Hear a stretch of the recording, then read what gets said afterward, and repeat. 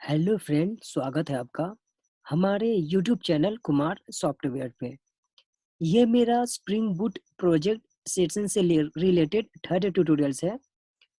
इस ट्यूटोरियल्स में हम लोग स्प्रिंग बूट और डेटाबेस के बीच में कम्युनिकेशन करने वाले हैं, मीन्स हम लोग कनेक्शन करने वाले हैं। क्योंकि अगर मैं यहाँ पे हम लोग रजिस्टर पेज बनाएंगे।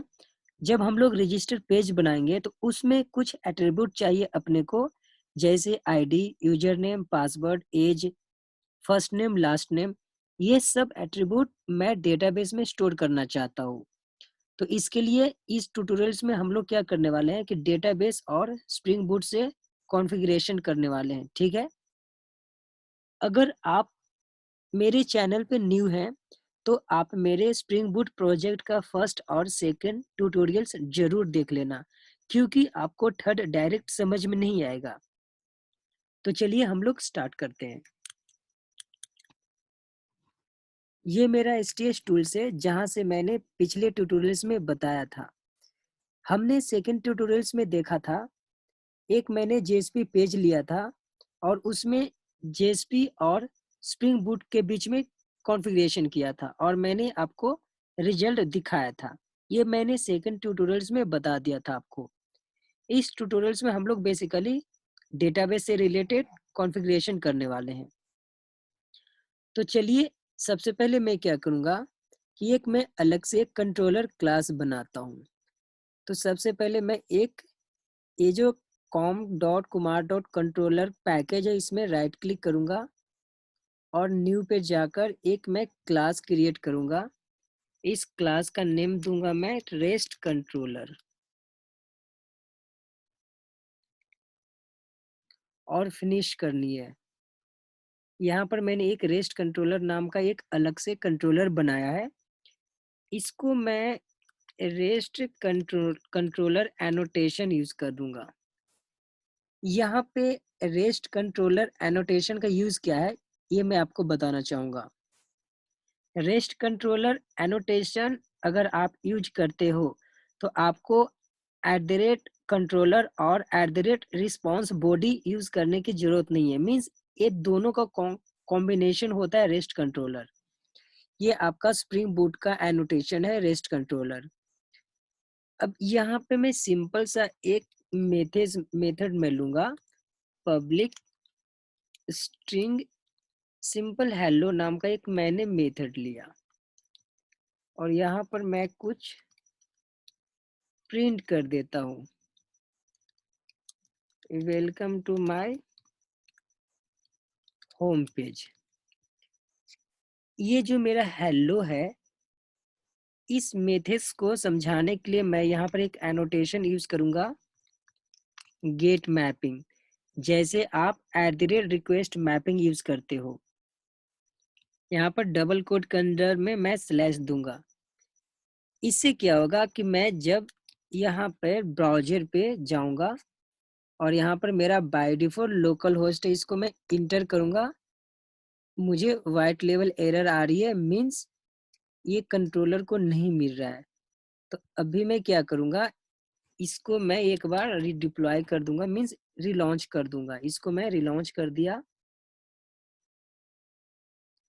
मेरा रन सक्सेसफुल हो चुका है। अब मैं इसको ब्राउजर से हिट करने वाला हूँ यूआरएल को। अब देखो मेरा आउटपुट आ चुका है, welcome to my home page. ठीक है, यहाँ तक मेरा हो चुका है।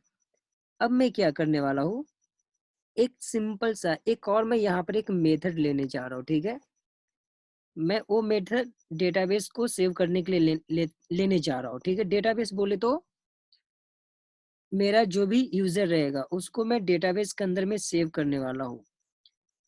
तो इसके लिए एक और मैं मेथड लूंगा, public void save my user. ये मैं एक मेथड लेने वाला हूँ। ठीक है, या तो मैं इसका मेथड्स का नेम कुछ और दे देता हूँ। इस मेथड्स का नेम मैं यहाँ पे स्ट्रिंग ही ले लेता हूँ। यहाँ पर मैं सेव यूजर कर देता हूँ। ठीक है, सेव यूजर नाम का मैंने एक मेथड लिया, इसको रिटर्न कर दो डेटा सक्सेसफुल सेव्ड। अब मैं डेटा सक्सेसफुल सेव कैसे करूंगा, इसके लिए सबसे पहले मुझे एक पर्सिस्टेंस क्लास चाहिए, ठीक है। तो सबसे पहले मैं क्या करूंगा, यहाँ पे आऊंगा, कंट्रोल यहाँ पे com.kumar.controller राइट क्लिक करनी है, न्यू पे जानी है। एक मैं अलग से पैकेज क्रिएट करूंगा, पैकेज का नेम मैं दूंगा मॉडल। मेरा पैकेज का नेम होगा com.kumar.model। इसको मैं फिनिश कर दूंगा। ये जो मेरा मॉडल पैकेज बना है, इसके अंदर में एक मैं राइट क्लिक करूंगा, न्यू पे जानी है और एक क्लास क्रिएट करनी है। क्लास में क्रिएट किया, इस क्लास का नेम मैं यूजर देता हूँ, यहाँ पर फिनिश कर दिया। अब यहाँ पे देखो, यहाँ पे मुझे ये मैं पर्सिस्टेंस क्लास हाइबरनेट में यूज करने जा रहा हूँ। ये मेरा सिंपल सेटर गेटर क्लास होगा। तो उसके लिए सबसे पहले मुझे एक एनोटेशन चाहिए। वो एनोटेशन मींस डिपेंडेंसी चाहिए, तो मैं डिपेंडेंसी ऐड कर लेता हूँ। यहाँ पर आप मेवेन पे आ जाइए, मेवेन रिपोजिटरी पे आप आ जाइए। यहाँ पर आप लिखोगे spring boot data JPA starter, ये मुझे डिपेंडेंसी चाहिए। ये फर्स्ट वाला spring boot starter data JPA, यहाँ पर आपको क्लिक करनी है। ऊपर आपका लेटेस्ट वर्जन है, आप कोई भी वर्जन यहाँ से आप उठा सकते हो। मैं यहाँ से ये वर्जन लेता हूँ और यहाँ से आप ये जो डिपेंडेंसी है इसको आप कॉपी कर लो और कोड में आनी है। और ये जो आपका पोम फाइल है, pom.xml फाइल, यहाँ पर डिपेंडेंसी के अंदर में कहीं भी आप पेस्ट कर दो। चलो मैं इसको यहाँ पे पेस्ट करता हूँ, ठीक है। यहाँ पर मैंने इसको पेस्ट कर दिया, इसको मैं सेव कर लेता हूँ। ये जो मेरा वर्जन है, इस वर्जन को डिलीट कर दो, ये वर्जन की जरूरत नहीं होती है डिपेंडेंसी में, मींस स्प्रिंग बूट में वर्जन कंपलसरी नहीं है। अब मैं क्या करता हूँ, यूजर पे जाता हूँ, ये मेरा यहाँ पर एक एनोटेशन होती है @entity। अब देखो यहाँ पर दो एंटिटी आ रही है। फर्स्ट, तो आपको कौन सा यूज करनी है, जावा एक्स डॉट पर्सिस्टेंस। एंटिटी में कौन सा यूज करनी है, जावा एक्स डॉट पर्सिस्टेंस, इसको आप यूज कर लो। अब मुझे कुछ एट्रीब्यूट चाहिए, मुझे चाहिए प्राइवेट इंट आईडी चाहिए, प्राइवेट स्ट्रिंग यूजर नेम चाहिए, वैसे ही मुझे प्राइवेट स्ट्रिंग फर्स्ट नेम चाहिए, प्राइवेट स्ट्रिंग लास्ट नेम,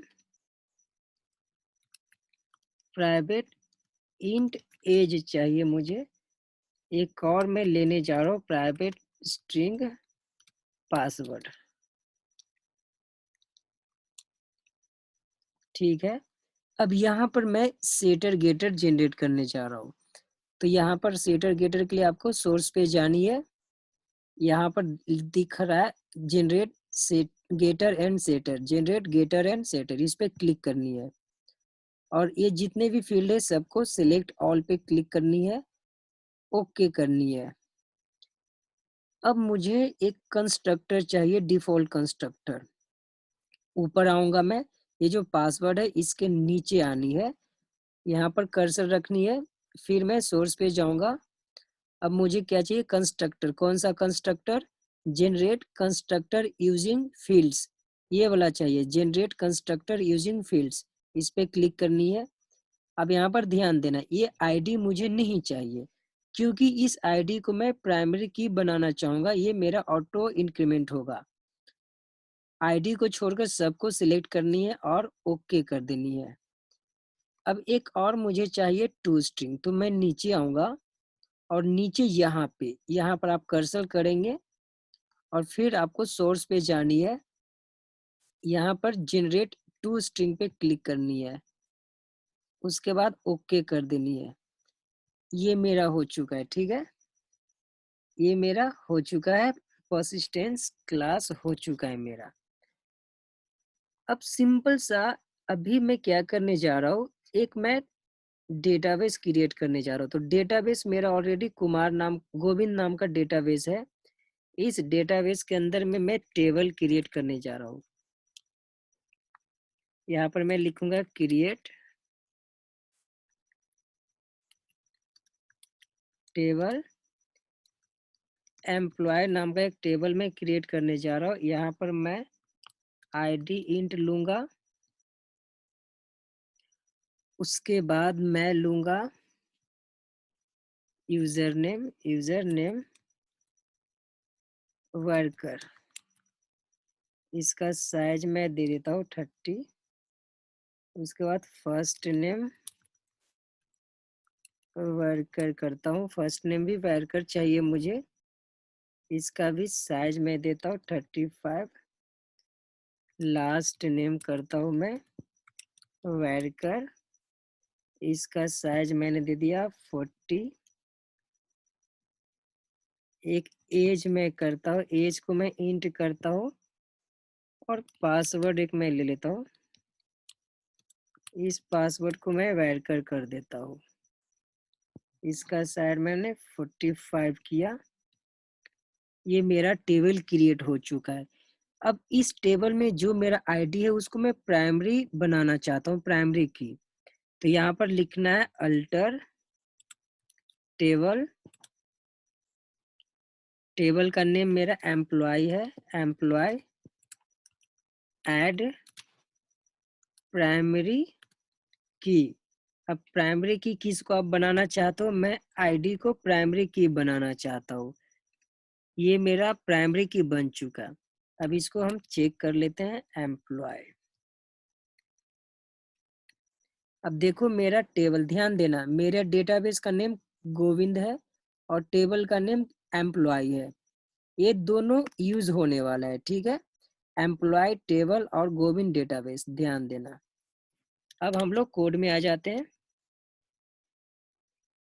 यहाँ पे ध्यान दो, यहाँ पर मैं टेबल के लिए मुझे ये डेटा जो है पर्टिकुलर टेबल में सेव करनी है। कौन सी टेबल में, एम्प्लॉय टेबल में। तो यहाँ पर मैं टेबल के लिए @टेबल यूज करने जा रहा हूँ और यहाँ पर मैं नेम दे दूंगा, name equal to double quote में एम्प्लॉय। मीन्स ये जो मेरा जितना डेटा है ये कौन सी टेबल में जाकर स्टोर होगा, सेव होगा, एम्प्लॉय टेबल में। अब ये जो मेरा आईडी है, ये इस आईडी को मैं प्राइमरी की बनाना चाहता हूँ। तो यहाँ पर मैं लिखूंगा @ID, ये आई कैपिटल में होनी चाहिए, आईडी ये आई कैपिटल में होनी चाहिए। ये एनोटेशन है, इस एनोटेशन का यूज किया जाता है। इस आईडी को मैं प्राइमरी की बनाना चाहता हूँ, ऑटो इंक्रीमेंट। अभी इस आईडी को मैं इंपोर्ट कर दूंगा। अब ये फाइनली मेरा पर्सिस्टेंस क्लास हो चुका है, ये मेरा पर्सिस्टेंट क्लास हो चुका है यूजर का। अब मुझे क्या करनी है, अब मुझे सिंपल सा एक कंट्रोलर मैंने बना लिया। अब मैं एक सर्विस पैकेज बनाता हूँ सर्विसेज के लिए, क्योंकि जब मान लो यहाँ से मैं यूजर कुछ पास करता हूँ वैल्यू, सपोज मान लो कि सेव यूजर, यहाँ से जो भी मैं यूजर का वैल्यू दूंगा, age, user name, first name, last name, तो मेरा सबसे पहले इस कंट्रोलर के पास जाएगा। अब ये कंट्रोलर किसका हेल्प लेगा, सर्विस का। सर्विस में जाकर आपका इम्प्लीमेंटेशन होगा सेव मेथड्स करने का, जो भी एट्रीब्यूट है सेव करने के लिए। तो सबसे पहले मैं यहाँ पर एक सर्विस पैकेज बना लेता हूँ।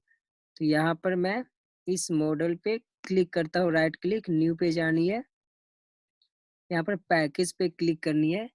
इस पैकेज का नेम मैं दे देता हूँ सर्विसेज, सर्विसेज com.kumar.services मेरा पैकेज का नेम है। फिनिश किया। अब ये जो मेरा पैकेज बना है इस पे राइट क्लिक करनी है, न्यू पे जानी है और क्लास पे क्लिक करनी है। इस क्लास का नाम देता हूं मैं यूजर सर्विस। यूजर सर्विस मैंने क्लास का नेम दिया, फिनिश किया। अब ये जो मेरा सर्विस क्लास है इसमें एक एनोटेशन होती है सर्विस। ये सर्विस एनोटेशन रिप्रेजेंट करता है कि आप यूजर सर्विस क्लास यूज कर रहे हो। So at the rate service annotation use to represent service class.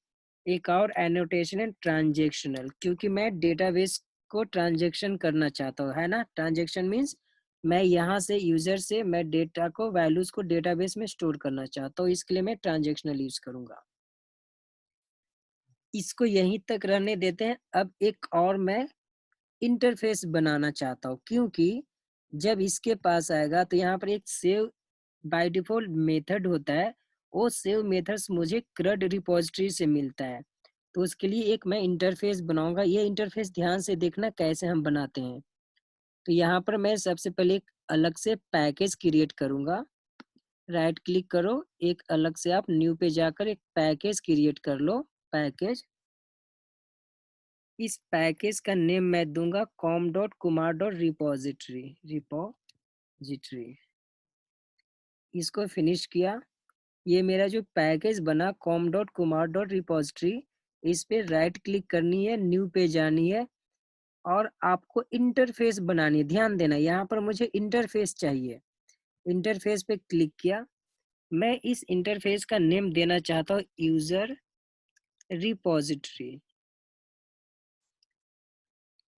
आपको जो देना है दे सकते हो। अब यहाँ पर मैं देखो, ध्यान देना, यहाँ पर मैं ऐड पे क्लिक करूंगा और यहाँ पर मुझे CRUD चाहिए, तो सर्च करो CRUD। यहाँ पर देखो CRUD रिपोजिटरी है, ये मैं सिलेक्ट करूंगा और ओके कर दूंगा। उसके बाद फिनिश कर देनी है।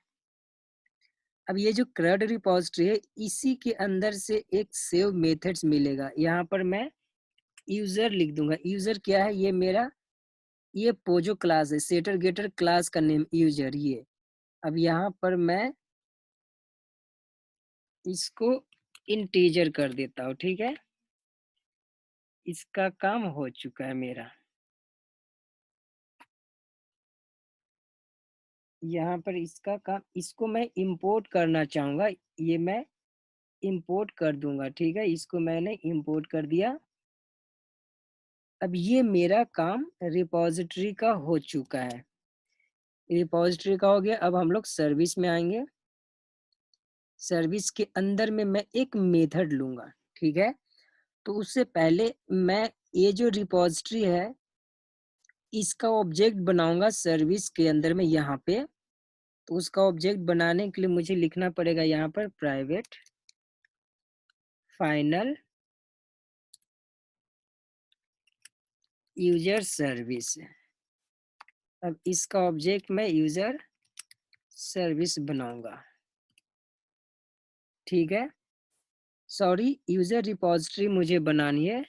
यहाँ पर मुझे क्या बनानी है, यूजर रिपोजिटरी। यूजर रिपोजिटरी, इसका ऑब्जेक्ट मैं यूजर रिपोजिटरी बना दूंगा। यहाँ पर मैंने यूजर रिपोजिटरी बना लिया। अब यहाँ पर ध्यान देना, एक मैं कंस्ट्रक्टर यूज करने जा रहा हूँ, public user service default constructor. अब इसके अंदर में ये जो मेरा यूजर रिपोजिटरी है इसको मैं पास करूंगा, इसका जो वैल्यू ये, ठीक है। अब यहाँ पर मैं this dot user repository equal to user repository, यहाँ तक मेरा हो गया। अब यहाँ पर मैं एक मेथड लूंगा इस यूजर को सेव करने के लिए। इस यूजर के अंदर में जो भी वैल्यूज मैं दूंगा यूजर से वो सेव करने के लिए यहाँ पर मैं एक मेथड लूंगा।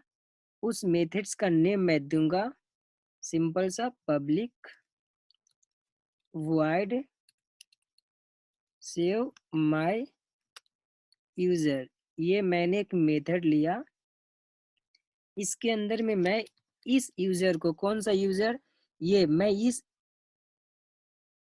यूजर को, मतलब ये जो मेरा पर्सिस्टेंस क्लास है उस यूजर के नेम से मैं यहाँ पर सेव करने वाला हूँ। इसका ऑब्जेक्ट यूजर बना दिया। अब यहाँ पे मैं सिंपल सा यूजर रिपोजिटरी ऑब्जेक्ट का यूज करूंगा, डॉट सेव। ध्यान देना ये सेव मेथड्स मेरा कहाँ से आ रहा है, यूजर रिपोजिटरी क्रड से, क्रड रिपोजिटरी से, जो आपका इंटरफेस है। यहाँ पर मैं यूजर पास कर दूंगा। ये यूजर आपका ये ऑब्जेक्ट है इस यूजर का। ये यूजर कौन सा, ये आपका मॉडल वाला है ना। अब इसको मैं इंपोर्ट कर दूंगा। यहाँ पर मैंने इसको इंपोर्ट कर दिया। आई होप कि यहाँ तक आप सबको समझ में आ चुका होगा। अब मुझे कंट्रोलर में जानी है, ठीक है, क्योंकि इस सर्विस को मुझे यूज करनी है कहाँ पे, कंट्रोलर में। ध्यान देना आप लोग, अब मुझे क्या करनी है, कंट्रोलर में जानी है। तो चलो हम लोग रेस्ट कंट्रोलर में आ गए। अब मुझे क्या करनी है, यहाँ पे एक और मैं मेथड लेने जा रहा हूँ। ये जो मेरा मेथड है ना सेव यूजर, यहाँ पर एक एनोटेशन अप्लाई कर दो। कौन सा, @गेट मैपिंग। अब इसके अंदर में मैं डबल कोड के अंदर में मैं सेव यूजर, क्योंकि देखो क्या होगा कि जब मैं यहाँ पर ये लिंक इस यूआरएल पे क्लिक करूंगा, यहाँ से जब मैं वैल्यू दूंगा तो ये किसके पास जाएगा, ये मेरा इस मेथड्स के पास जाएगा। इस मेथड्स के पास कैसे जाएगा, गेट मैपिंग से मैप होगा, ठीक है। अब यहाँ पर मैं क्या करूंगा, इसके अंदर में ध्यान देना, ये जो सेव यूजर लिया इसके अंदर में मैं लिखूंगा @request पैरम। ध्यान देना इस रिक्वेस्ट पैरम का यूज क्या होता है, request param use to take input from user, means मुझे यूजर से इनपुट लेनी है। मान लो कि मैं यहाँ से ब्राउजर से जो भी इनपुट दूंगा यहाँ से, तो ये किसके थ्रू गेट करेगा, रिक्वेस्ट पैरम के थ्रू 1 by 1 इनपुट गेट करेगा। तो यहाँ पर मैं स्ट्रिंग ले लेता हूँ, स्ट्रिंग यूजर नेम कॉमा, ये बार बार मुझे यूज होने वाला ये, ठीक है। उसके बाद कॉमा दिया, उसके बाद मुझे क्या यूज करनी है, आपको यहाँ पे स्ट्रिंग पैरम यूजर नेम के बाद फिर फर्स्ट नेम। ध्यान देना यहाँ पर मैं आईडी नहीं ले रहा हूँ क्योंकि आईडी मेरा प्राइमरी की है। उसके बाद फिर मैं यहाँ पर लास्ट नेम लिया कॉमा। अब यहाँ पर लास्ट नेम के बाद मैं इंट एज लेता हूँ कॉमा, फिर मैं पासवर्ड लेता हूँ।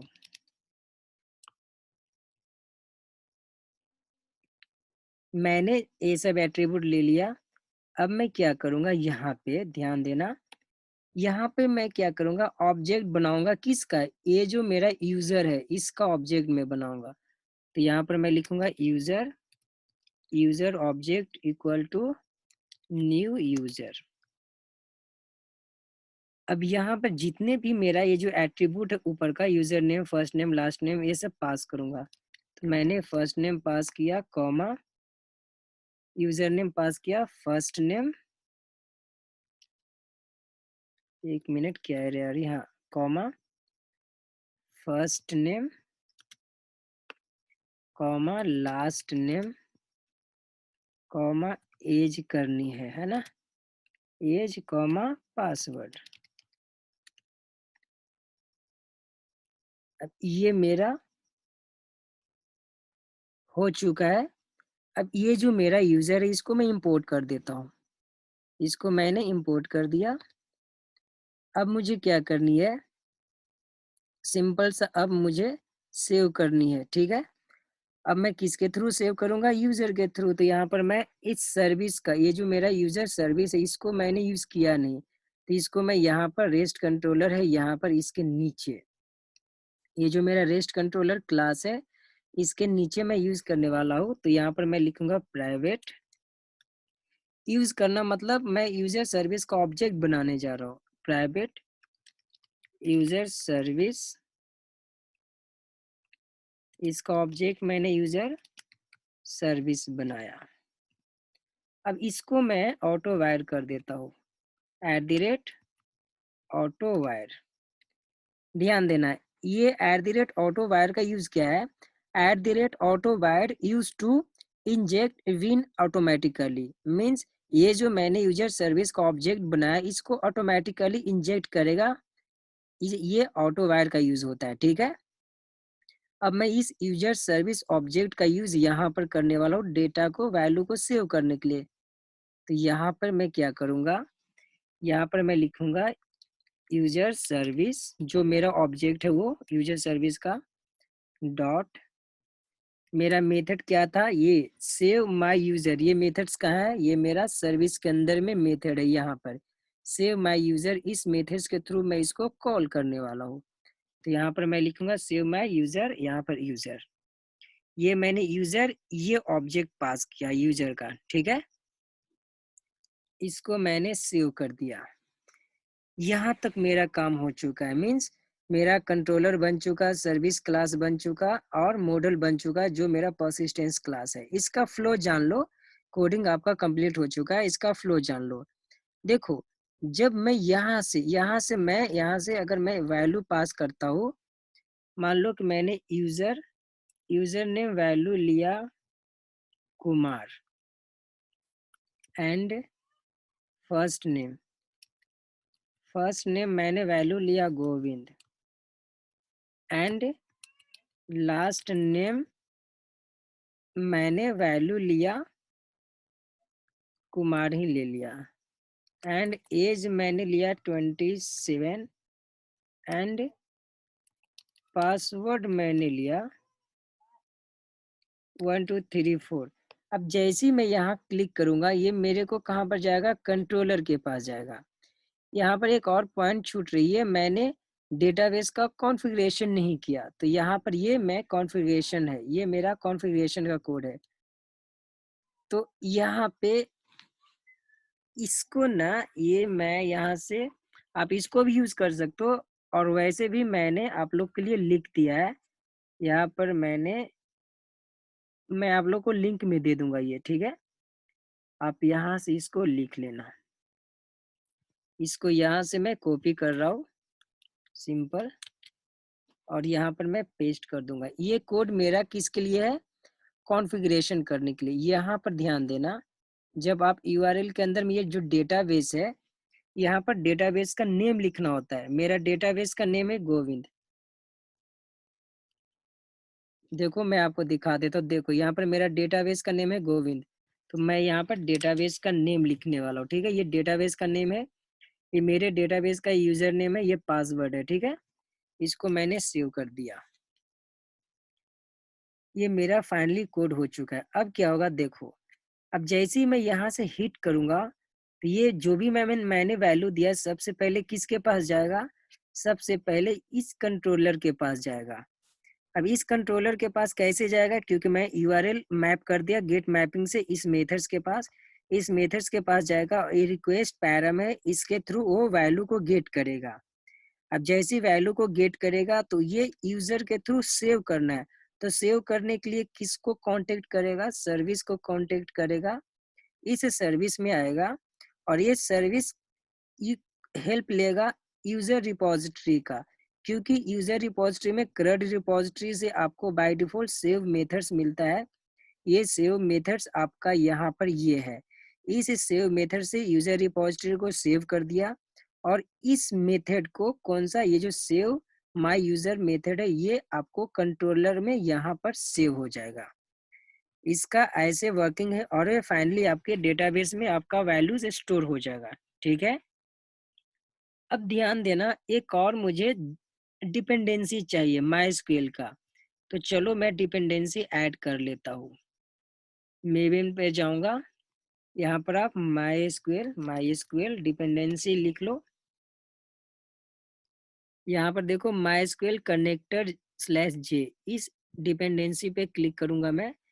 यहाँ पर ये वाला मैं लूंगा, ये डिपेंडेंसी को यहाँ से कॉपी कर लो और अपने पोम फाइल में, pom.xml फाइल है, इस form.xml फाइल में यहाँ पर पेस्ट कर लो, ठीक है। अब इसको आप सेव कर लो। ये आपका सेव हो गया। अब मैं इस डिपेंडेंसी को अपडेट कर देता हूँ। पहले इसको मैं अपडेट मेवन को अपडेट कर देता हूँ।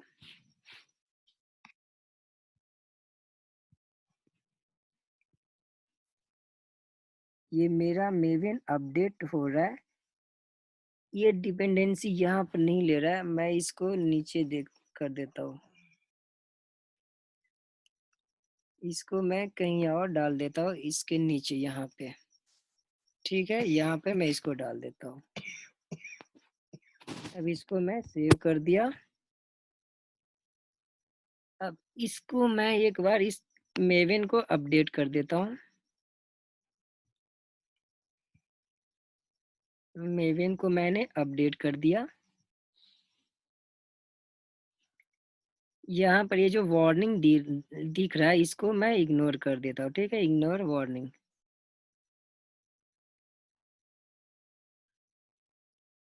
आ जाओ, इग्नोर वार्निंग किधर है? इसको मैंने इग्नोर कर दिया, ठीक है।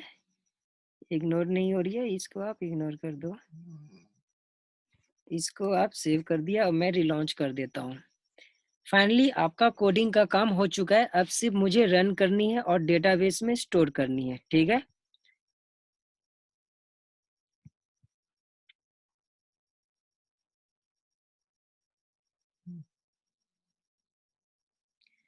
थैंक गॉड, आपका डेटाबेस में स्टोर हो जाएगा। देखो मेरा सक्सेसफुल रन हो चुका है। अब देखो